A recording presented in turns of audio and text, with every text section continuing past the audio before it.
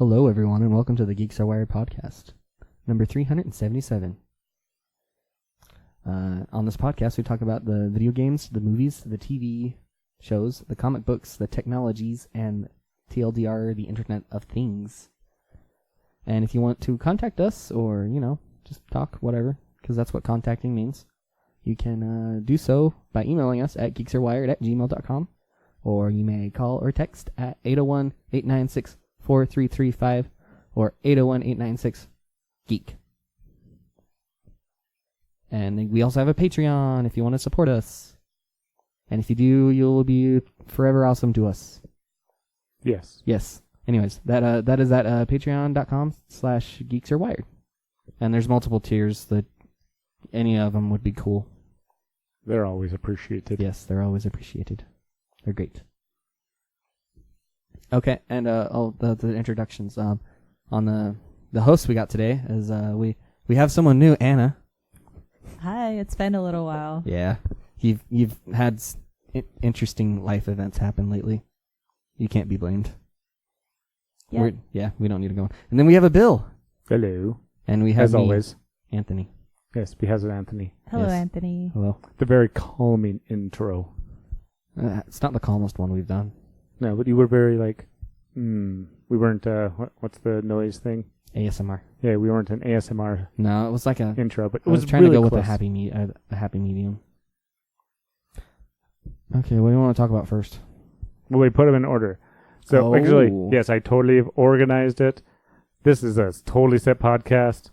So if you were to go fishing, do any of you have any of you been fishing? I've been fishing. I have been fishing. It's been a little while, though. Well, apparently it's a good time to renew your fishing license. Because, when you're like fishing off the edge of the, or even with the dock, you kind of go out a little bit, off the edge of the bank. You don't really get the big fish sometimes, and you have to take the luck of, will these fish come close? Or even, the dock, you walk out, but it only goes so far. There's always these boats you see driving around. They're like, oh, they're getting the big fish. Well, there's ways around it. Now, you don't have to get the big boat to get the big fish. What do you do? You get a drone to drop your hook into I was the wondering fish's if mouth. it had something to do with drones. I haven't read the story at all, but I figured it would be like that. It is. Is that not illegal? Yeah, that's what I'm wondering. It is not illegal. Yet. You just no. You have to follow the the drone has to be registered. Oh yeah, always. You have to be able to Registered like just with the FAA or just whatever, depending on the size of the drone. okay, so just with the FAA. Okay. So just the normal drone regulations, the same drone rules. Now, that's the other thing. This drone is not going out to go down and catch the fish for you. No, it goes out and it drops the hook. Is it just a pulley system then, basically? No, it's a drop. It's a clasp that opens up. It releases it completely. So who's the fisherman? You are. The pilot? Yeah. You flew out your drone there, and there's people who have cameras on them, so you literally are like looking for the fish, and you just drop the hook into the fish's mouth, and the drone flies back. And then you just reel in the hook. So you might need some extra long line. Yes. To be able to catch. Well, it depends. I have problems with this. Why? Because the hook's going to be out in the middle of the water. Yeah. And you're not going to be able to see that little tiny drone flying ahead. Flying up above the water. And you might run into it and get a hook in the ear. Or in the eye. Or anywhere else. So you're saying if there's boats or stuff like that? Yes. Well, but that's the same. Those are still the same regulations you have to deal with.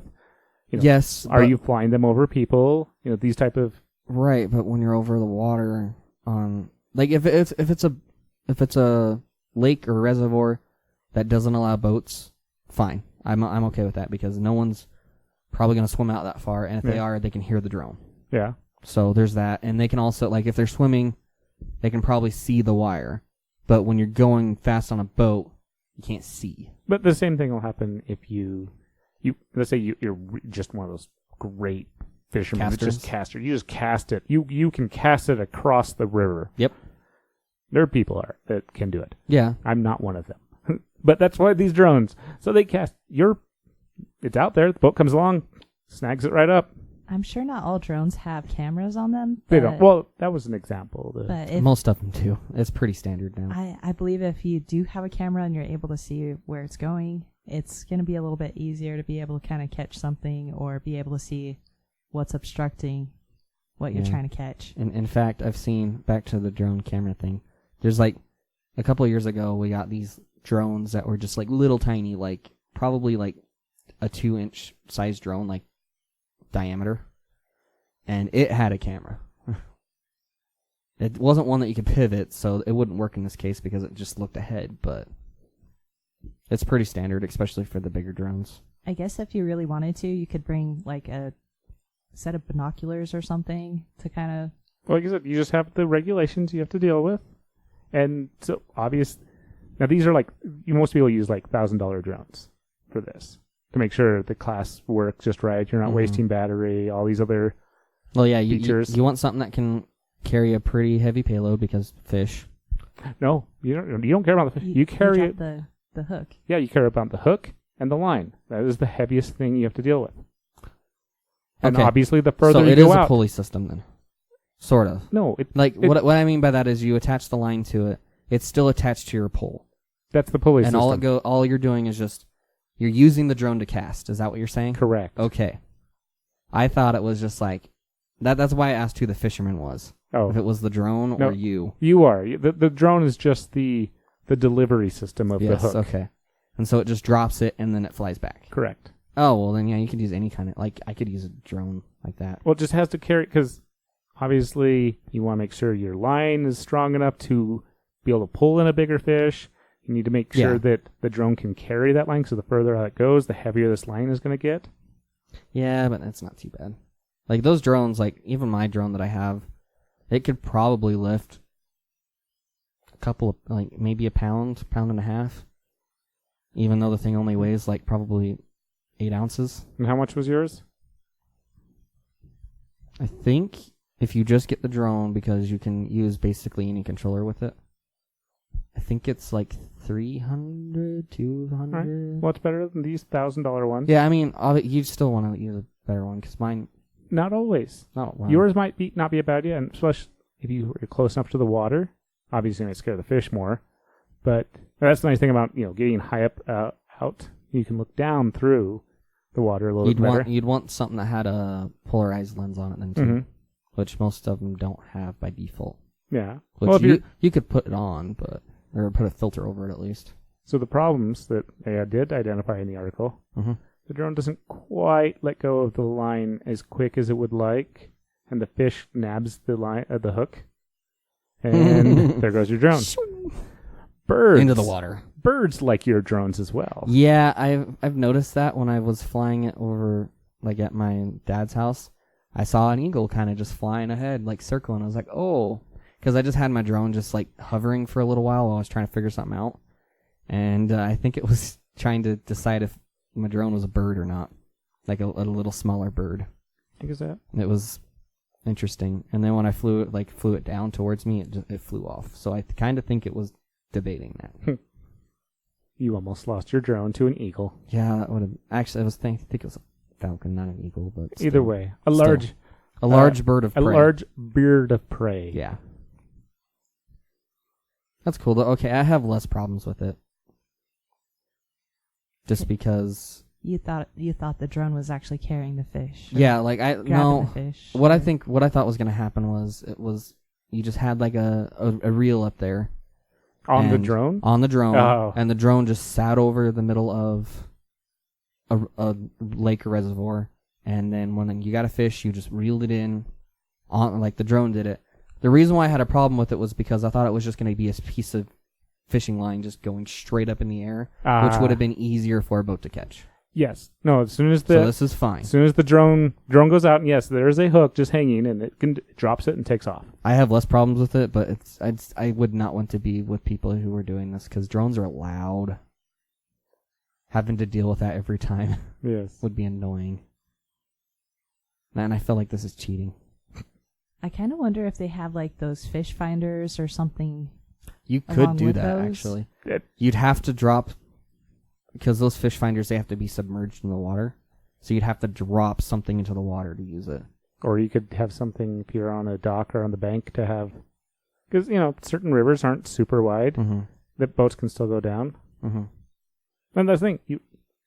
Why is the drone different? This is a piece of technology versus the boat that you rent or buy. Because the boat will scare away any fish that are near the surface, so it's the drone. It's the depending same on how high the drone. I would imagine you'd have the drone up pretty high. I think you'd want pretty high. At least like 10 or 15 feet, just because some drones, if they get a good wind gust, they sway a lot. A lot of them have gyroscopes in there and stuff and GPS locking, so they'll go back to where they were. Yeah. But doing that, it's still if you have it too close to the ground or to the water in this case, it's probably gonna hit it, and then it's gonna take a drink, and then you don't have a drone anymore. Aww. You'd be able to reel it in though. Well, unless the clasp, because some of these are just little magnetic clasps that are just bounce. So that much force to. Yeah, the idea is for it to be an easy release, not An easier unless you rehooked your drone. You just start reeling it in really quick and hooked onto the drone. Or you'd have to go pay someone to. Actually, it'd probably sink. Mine might not, because it's mostly made out of styrofoam. Fiberglass, depending on what. Oh, that reminds me. Something that's not in the show notes. What's If we that? made out of this new metal that has air pockets inside of it, it's actually a metal that floats. Yeah, I could believe that. Is it how brittle is it? It's strong as steel. They must have the way that the air bubbles is fine, but usually, if you were to put air bubbles in iron or something, I think it'd make it really brittle. So the way that the metal, the alloy structured, it must have enough shear force. I don't know. Is it reinforced with nano tubes or something? It is, so, let's see, what's the other stuff? It's a lithium, sodium, and potassium part of the group 1 metals, which have low density, float in water, and, those are the ones. I had to find one article that just... Oh, are they just naturally like that? No, this is a man-made one. Well, I know that, but it's an alloy, but the metals are just... Maybe they don't have to do a lot to make it have holes in it. No, they're making one, and they're going to be able to reuse a lot of the metals that currently exist and make literally unsinkable ships. Yes, actually, not just kind of, but literally, you can crack the hull and the ship will be just fine. Could lisp, though. Because it's so buoyant? Because the metal itself is buoyant. All I'm picturing is this battleship that's, instead of because you know how they're at least half covered, half of it's underwater. I'm just picturing this battleship where, since it's so buoyant, it's only got probably a foot or two that's in the water, and so it just tips. It just capsizes. I can see that. Well, so you'd have to make flatter ones. Because it would be the metal itself that would be floating, not the shape of the ship. Mm-hmm. Yeah, you'd have to make more flat ones. They wouldn't have to be completely flat, but they'd have to be flatter. Yeah, and that's what these are. And I think the waves would... the big ocean waves might be harder on it. And they're also talking about making floating cities out of this. I could see that. On the water, right? House Correct. Okay. that would float. So we're not talking BioShock Infinite here. We're not talking about submerged cities. I know, no. BioShock. In BioShock Infinite, they had floating cities that were in the sky. Oh, yes. One of them. These are not cloud cities. These are not flying. So we're not into steampunk area. No. Okay, dang it. This is still cool though. Sorry, I interrupted you, Anna. Though there's something that may get us onto that note. Okay. We'll come back to that. What were you saying? I was just saying that you could just kind of build several, you could build your own house on water that won't sink. Yeah. And so that would make sense as far as having cities that would actually just be sprawled, even if it's in the ocean or something. Mm-hmm. You could float your house somewhere else. Well, you can float your house. You can float, especially places with Japan. Houseboats will be more common. Yeah. Well, Japan, where there's limited land, a lot more safe cities actually built out. Would it be tsunami safe? Probably not. Unless you make it out of materials that can withstand. And you'd have to anchor it. Okay, depends on what you're wanting out of this. Like, do you want it to float around? Depends. Do you want it to stay? Because you could. I think it depends on how far out it is. If it's pretty far out, you probably don't need to anchor it. But if it's like really close to the shore, I think you'd want to anchor it. Otherwise, it'd wash up on shore in a tsunami. Yeah. So no matter what, yeah. So that would be the catches on those. Mm-hmm. But no matter how much damage or how much it's punctured, it will stay afloat. Wait, what is this about an air bubble? This is the unsinkable metal. Like I said, they have built air bubbles inside of it. Okay, so they just have... It looks like it's just... It's just a disc, so you're not worrying about the shape of the ship anymore. I'm trying to decide, is this two metal put together and then they just have a... In these small ones, yes, it's more of a middle, and you have pillars in between. And then do they just have like glass or something on the side, or what? No, It just looks like a donut that had the sides cut off, and then it was a reverse donut. Yeah, a reverse donut basically. And then it looks like it has like epoxy or something on the sides of it, so that the water can't get into it. But And this is one of the many things that Bill Gates that would be cool. And Melinda Gates is actually supporting. They're actually doing tons of supporting new technologies that are coming out. There's another one we'll talk about even a little bit later that they're super supporting. Well, that's why he stopped being the CEO of Microsoft, right? So he had time to do all this stuff. Well, that's what he says now. He was kind of doing it, but now he's definitely got the time for it. Yeah, he has the time. And he has the money again. Yeah. He's the richest again. He actually beat out Bezos. How did he get the richest? Bezos had a divorce. Okay. Well, there's that. If it had something to do with that. That was what everyone's claiming it on, but no matter... Bill Gates makes so much money, he can't give it away fast enough. No matter how hard he tries. Yes. I'm sure he could find a way to give it away fast enough, but it would take a lot of work. It would, yeah. So he is the richest billionaire, the richest person in the world. That's cool. Mm-hmm.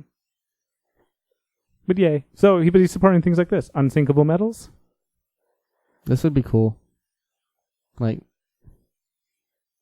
an ocean community would be neat with this. And he is also working on some solar breakthroughs. So much for your list being in order. I know. We're just going to stick with this the way it goes. We're doing it live. Doing it live. So what this is they're able to take solar cells and everything, point that, and mirrors and all this, point them at a specific point to create extreme temperatures. Yeah, a solar oven, basically. Yes, but on a more extreme level. What are they using the heat for? Melt steel and glass and cement. To do what? To save energy. This is actually a zero... Like for a recycling thing? Yeah, you could use it for recycling. You could use it for creating these things. I wonder how much material you'd have to recycle to get rid of the carbon footprint of producing all the mirrors and stuff. Because that's a thing, too. That would be. Because, like, that's an argument for all the solar panels that people are making. Like, yeah, they're good. And don't get me wrong, I like solar. But it takes a lot of materials to make a solar panel. So, yeah. That that's would be. all I'm getting at. Yeah, that's something they haven't talked about. But it is something that where Bill Gates has actually been looking into, especially if you watched his show Inside Bill's Brain. They talk about him reinventing the toilet. So it uses less water, can be used to clean, especially in a lot of these places.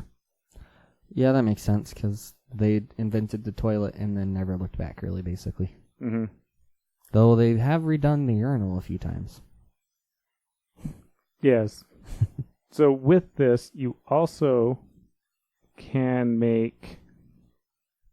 I'm going to screw this up. It's either hydrogen or helium. Whichever one is the man-made one. What do you mean? They're both natural. No, one can be man-made. The other one I didn't think was able to be man-made. It's probably helium then, because helium, they use it to for balloons, but it's actually really wasteful because you can't recapture it. Whenever the balloon pops, it just goes up into the atmosphere, and then I think it eventually escapes. So we don't get it back. Well, whereas with hydrogen you can make by it's hydrogen because you can make that with electrolysis. Okay. So they're water. talking about being able to make hydrogen using all this, and then you can, I wonder how. with enough heat, but then you can use... Well, I'm just wondering what materials they use to make the hydrogen. Because Because it'd have to be a chemical byproduct. Because they were talking about using it in fuels. So you could have... That doesn't seem right. It has to be helium because hydrogen's too explosive. Except you for can use helium's not hydrogen. explosive enough, is it? No, it can be. No, hydrogen's fine. It's probably hydrogen because it's pretty easy to make with electrolysis. And... Yeah, I'm pretty sure it's hydrogen. And hydrogen they have used in... I'm pretty sure that's what a fuel cell is, isn't it? It's using the hydrogen from the water. Yes. Carbon-free hydrogen. It is hydrogen! Okay. Haha. So they're able to make hydrogen, and then you can take this hydrogen, and you can have a complete carbon-free fuel source. An actual zero waste fuel source. Because you use the sun, and you get... From the sun, you end up able to create this. You take this, you end up putting it into the vehicles. Ta-da! And it's awesome. I'm wondering where they're getting the hydrogen from, though. Magic. Well, I'm trying to find it. This is eventually. This is down the road. So right now they're just talking about taking all this material, or taking this and making, so you don't have to create large amounts of fire from coal burning or gas burning or anything like that. And you're able to do mass amounts of melting of these heavy, dense materials that are actually very difficult to melt. Yeah. Glass is still so high. And they're talking about, this is 1,000 degrees Celsius. They're talking about getting up to 1,500 Celsius eventually with all this. But this still requires the sun to be up. Correct. And it probably doesn't work in the morning or in the evenings. They turned on the plant and they had their answer within 7 minutes. Oh, I know. And so, yes, the morning and evening may be a little less intense or a bit good. They can... But it'll still work. Yeah, the mirrors are able to be moved because they use a computer.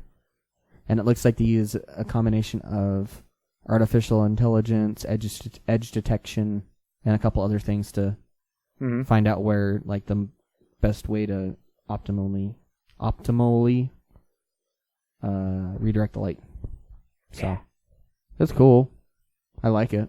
I'm just curious how they're... I don't know. That's cool. It's a lot of mirrors. Imagine flying over that. Get blinded. Well, any solar farm would be kind of like that. Yeah, to a point. Though this would be worse because solar farms are black. These are mirrors. As shiny as they can be. But they're also not pointing at you flying over. They're pointing at the thing to melt. They're pointing at the thing to melt relative to where the sun is. True. So, you know how whenever you move in front of your bathroom mirror, you can get different perspectives just by moving across. You see different reflected stuff. Same idea. So you just adjust light patterns. Yeah, I know. I was just pointing it out. I understand.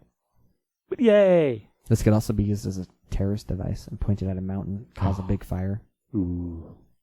Or you could point it at overhead, overhead planes. How about the moon? I think it's too far away. We can do it. The We focal point would be too far. We can build. Hey, this is a quarter of the temperature of the sun. You'd need a lot.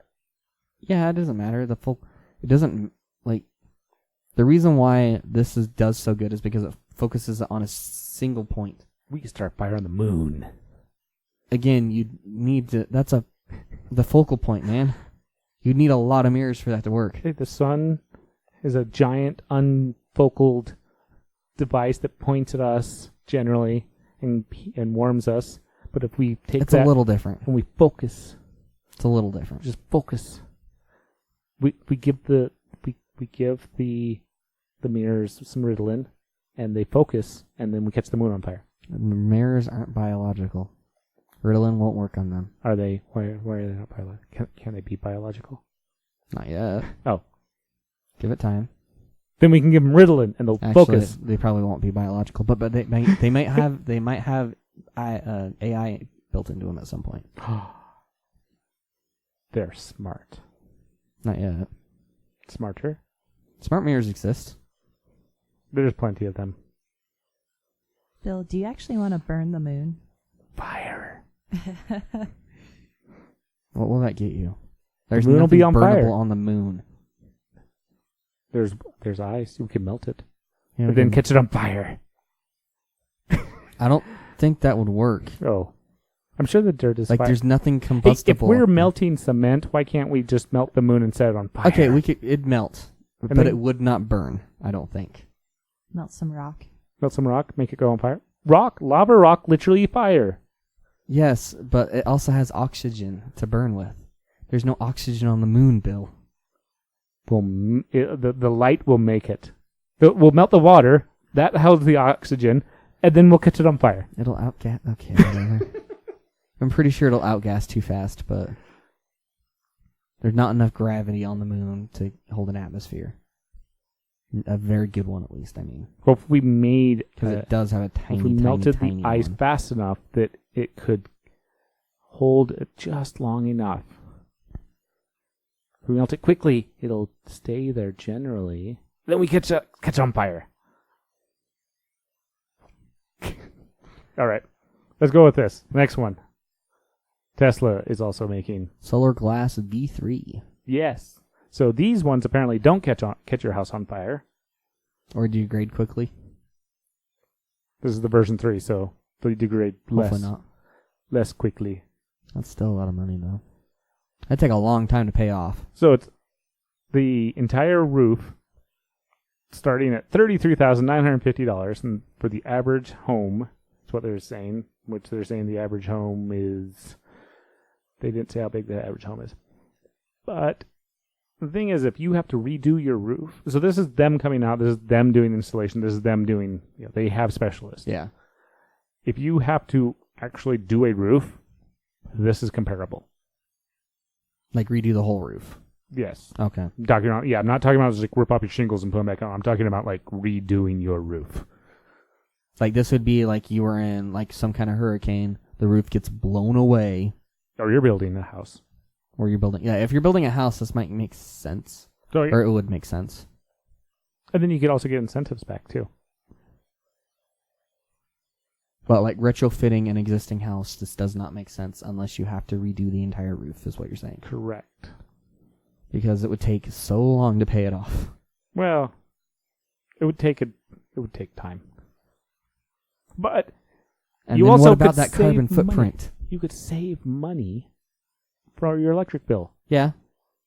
That's what I mean by it takes If a you long. lived in California, you'd have electricity right now. Does that not have electricity right now? They're shutting off the electricity because of the fires. Oh, I Their didn't know power that. company's been shutting because last year the winds broke the power lines, which caused the fire. So this year the power company decided to shut down the lines to try to reduce the amount of fire. It still started fire, Nice. and there's still lots of people without power, which really sucks. I didn't know that. I'm apparently really ignorant on this right now. It's in the U.S. news. I know that there's more important things for the news to talk about, but Yeah. we will talk about the important things that have gone under the radar, like starting the moon on fire. That's not important. Yeah. So this is interesting, which is also when all the other fun tech, all the electric vehicles coming out. Yeah. Ford has one. Yep, they just announced one. It's a SUV. Yep. It's fully electric, right? Yep. And it's supposed to be a Mustang, isn't it? Yes. It's like a Mustang. Well, an crossover. SUV-ish Mustang. Yeah. It's a crossover. Probably. I imagine it's a crossover because that's the hot thing right now.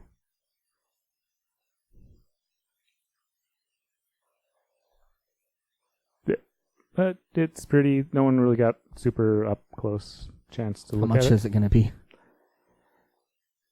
It is more than a regular car, Well, obviously, yeah. and you won't even have it till the end of next year, even if you pre-ordered it. But you get 300 miles off of one charge. Is it a hybrid or just full-on electric? It's full-on electric. Look at that screen. Holy There's crap. the inside, yes. So it needs to be plugged in, right? Yes. Yeah, to charge it. And because of the electric, there's a extra storage. Extra Oh, space. so it's like an old Beetle. It has the trunk's up front. And there's probably a trunk in back, too. Yeah, there's a trunk all over. I wonder how far it can go. 300 Yes. miles. 300 miles? At what speed? Oh, I have to go back up there. There's your price, though. $60,000 for the very, very first one that you won't even see till late next year. So speeds is... It's rear-wheel drive, really? Huh. I'm really surprised they didn't make it all-wheel drive. I know. Because you have less... Or at least front-wheel drive. No, I'm just surprised they didn't just make it all-wheel drive. Well, they should at least have made it front-wheel drive, because all-wheel drive... Sorry, front-wheel drive, rear-wheel drive, for winter environments, sucks. Well, yeah. Front-wheel drives, at least that's better. Oh, there is a all-wheel drive. The first edition will be all-wheel drive. That's weird that they are... So if it's all-wheel drive, you would have even less range, because you have to power more. No, you have more range. Audi proved if you have all-wheel drive, you get better gas mileage because you're not pushing empty. You're not trying to rotate empty weight. All four tires are in a progression forward, or in the same progression. So if you actually have something as all-wheel drive, you actually get better gas mileage than you do when it's only two-wheel drive. And I'm talking about all-wheel drive, not four-wheel drive, because four-wheel drive is different technology. Yeah, it is definitely different. Because it tries to, drag the vehicle. So the front tires actually spin faster than the back tires on four-wheel drive, because it's trying to drag you out of places. Which is bad on... Depends. Summer. Okay, there is some... It depends. There are some four-wheel drive systems that are designed to be on all the time. Not necessarily all the time, but they're designed to... They're designed to come on when you're going faster. Like, on my truck, it has an auto mode where it will switch over to four-wheel drive if it detects, slippage or something. That one is designed for that, but it's still... instead of... with all-wheel drive, they usually can adjust... Sometimes they can adjust, it depends on the car, but they can adjust how much power goes to each wheel, or at least goes to each pair of wheels, or each set. And with four-wheel drive, it's basically 50-50. When it's in two-wheel drive mode, it's either applying all the power to the back or the front, and then when you put it in four-wheel drive, it basically just splits it, for the most part. Oh, and then there's also the up to $7,500 in tax credits. That seems pretty nice. My husband Ted, he has been interested in getting a hybrid. And kind of looking around, there's not really many options out there right now for hybrids that could actually work out very well, because there's a lot of them that have some of the options where you just kind of plug it in, charge it. He was wanting a Tesla. However, the distance on the Tesla, you can't really go very far without having to recharge a little bit further. So you'd want something like a plug-in hybrid or something, and they've been kind of getting rid of those. Well, are you wanting the plug-in though? No, that's the problem. No, sorry. By plug-in hybrid, I mean you can plug it in and charge it, but it also has a smaller gas motor to use when you run out of electricity. So you can still power the car off gas if you need to. That's the advantage of a plug-in hybrid. There's just not very many places to actually plug in to charge, and Walmart. Yeah, Walmart does have. But if you're going across country and trying to So go, this is where you have the adapters for them too. You can't. They won't rapid charge, but RV places where people go. Whatever. There's yes, there are adapters. I don't know if you remember. Did you get to watch that video about the person who drove across country? I didn't watch it, but I know of it. All right. So somebody drove across country in a Tesla, and they decided to take the scenic route. And I think they actually had to plan it. They did have to plan it. I think they towed a trailer behind it too, a small one, but I don't know if he did. Maybe this is a different story. I don't know if he did. I don't remember that. Because they have the horsepower and torque. Yes. Well, they can tow a semi. Yeah. With its brakes on. Yeah. Through snow. That's a thing. Yes. They actually have lots of power. But you have to plan it, especially if you're going to take scenic routes. And obviously, if you go to these RV parks, you are now waiting hours. You're not waiting minutes anymore. You're waiting hours for this thing to charge. Yeah, you basically have to camp there overnight. So it's not impossible. It's just a lot more planning.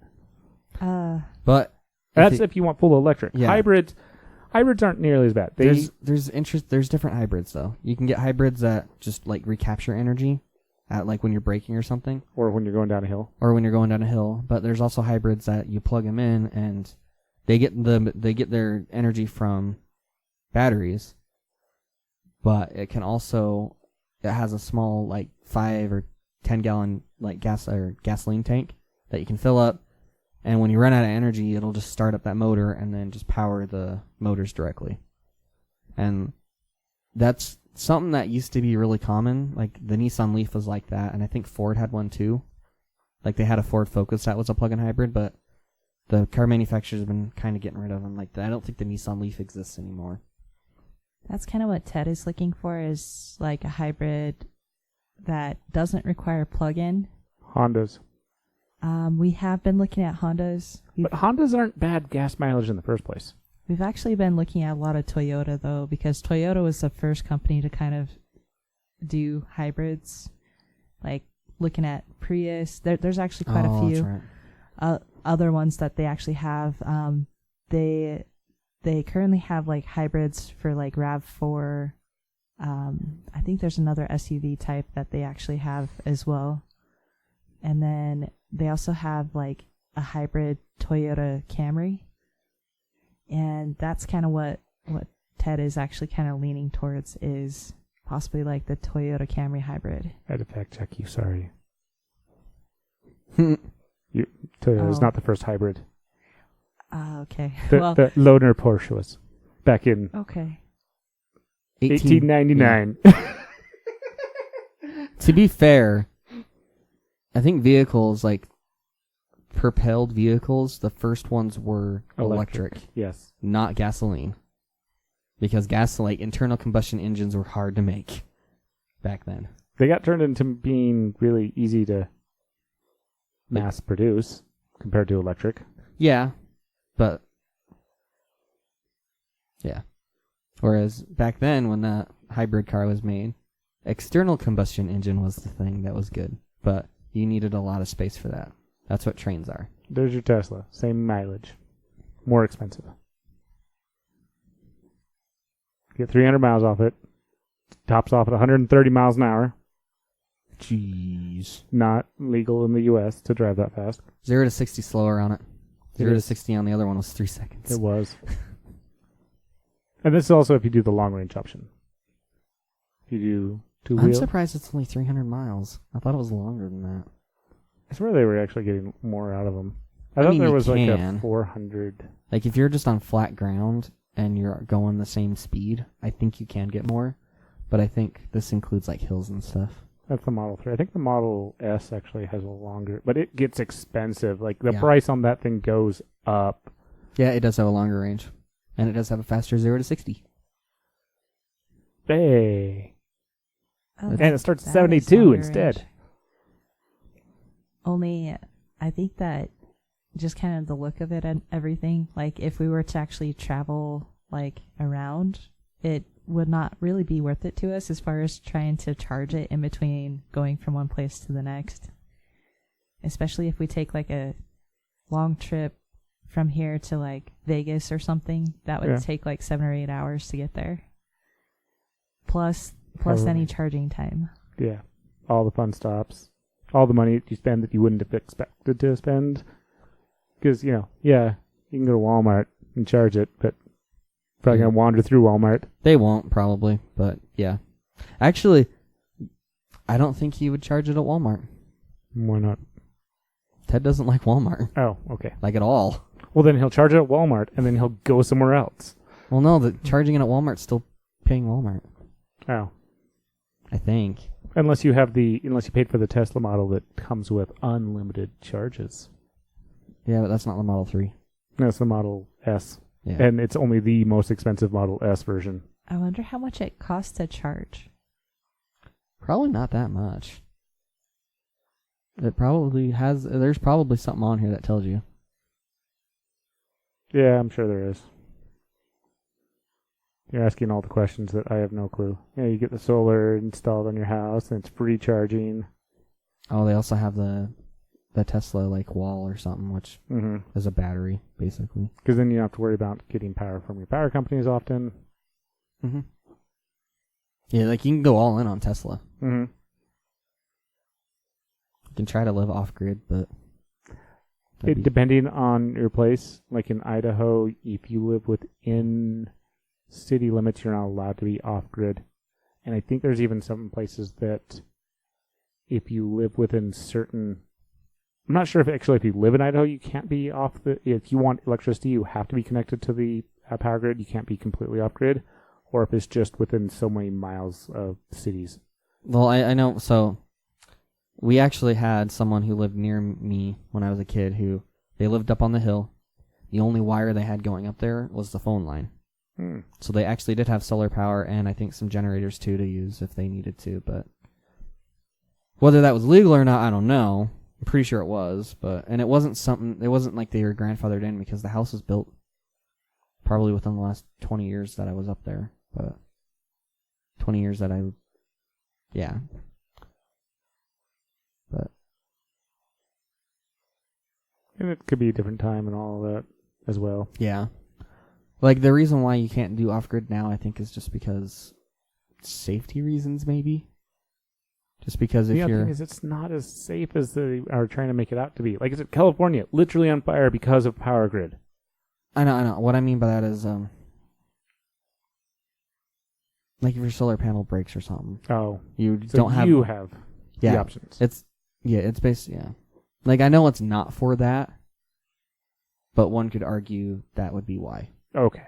Like, it's not like that because the power companies are like, no. And then the city is like, okay. Because where else are you going to get your power from? Most cities only have one provider, maybe two. So. I guess some might have more, the bigger ones. What's up? You're looking at me weird. I was wondering. Would you be up for watching a sequel to the highest grossing R-rated movie of all time? Oh, that movie? No, I wouldn't be. Okay, actually, I know what movie you're talking about. Would you be up for watching the sequel to the highest grossing R-rated movie of all time? I would also say no. I don't. Both suck. You know what movie he's talking about? Yeah. Oh, okay. What movie am I talking about?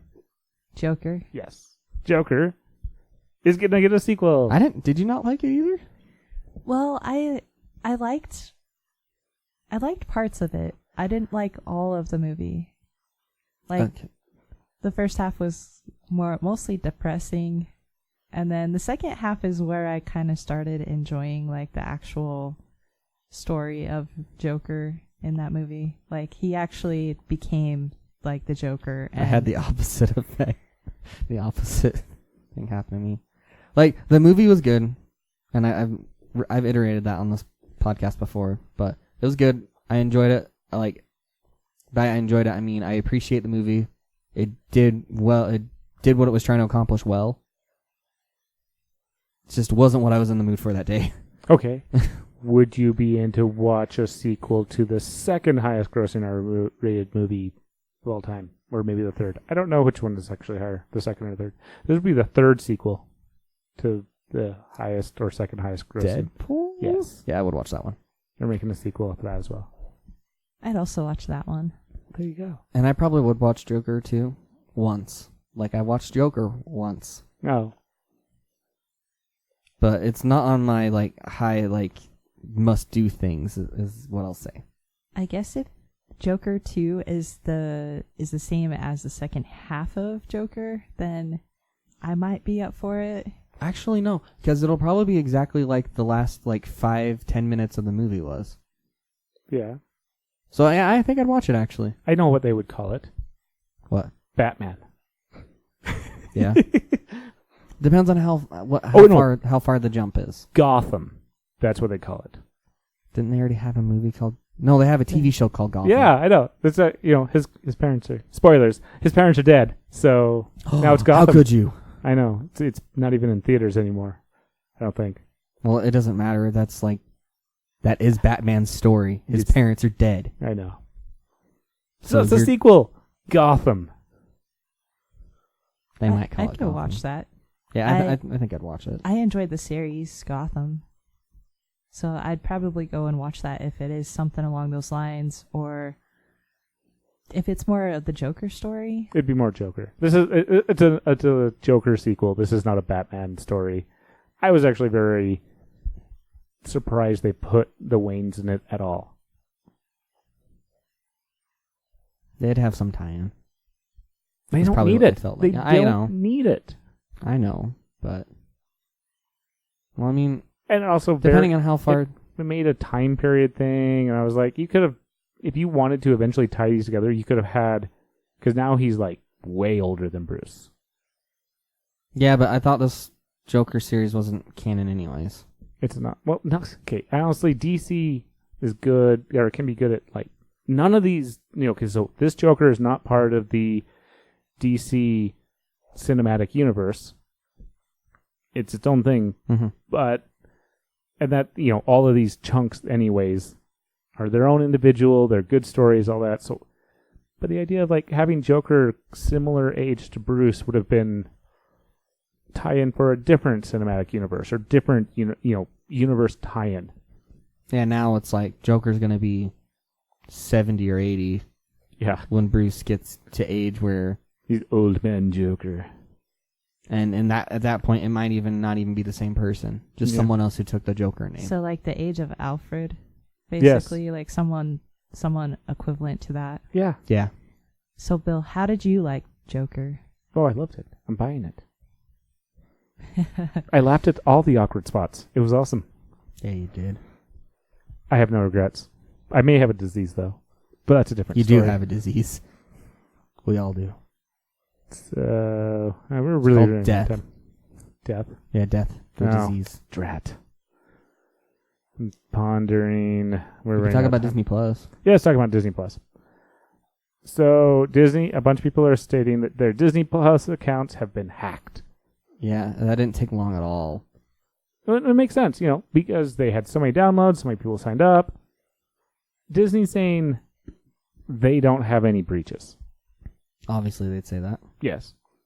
There is a very large amount of people that got quiet afterwards when it came out that more than likely everybody is reusing the same passwords they have used on many accounts. And so the password's already been compromised, and they were just checking. Yeah, and these are all these passwords that have been released over so much time. So go check your Google can check it. Have a password Credit manager. Karma can check it. Yeah. Like Credit Karma has a thing where they have a database out there, and they check the username that you have on there. And then if you have a username that's on there, and they will even go so far as like sometimes there's a password that you have that's been unhashed or it wasn't hashed at all, so they can tell you exactly what password not to use anymore. Exactly. I have a password that's like that. Mm-hmm. And well, that's the thing, is that's where they got a lot of these from, because people are still reusing these passwords on so many different places. Because it's hard to remember passwords. That's where you get a password manager, But what or if the password manager gets hacked? then you can change your Like password that's manager. always the danger. It's correct. It is, Which is why you have two-factor authentication, at least. at least. I have found there are some that are a ridiculous amount of authentications. I'm like, I am in. Like my authenticator has an authenticator with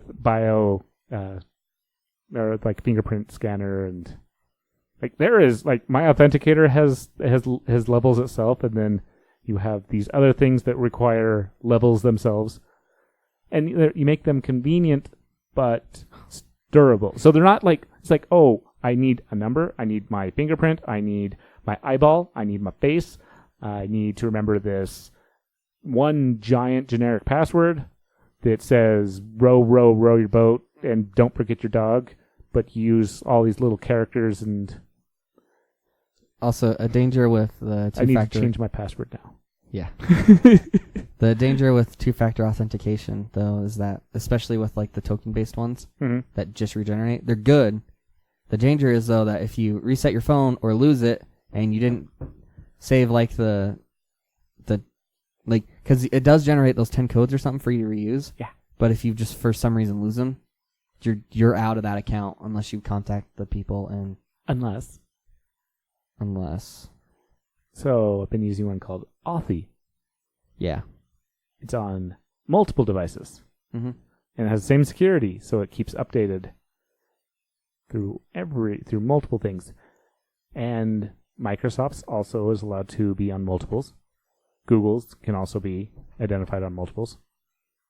Finally. No, the Google Authenticator? I don't know about that.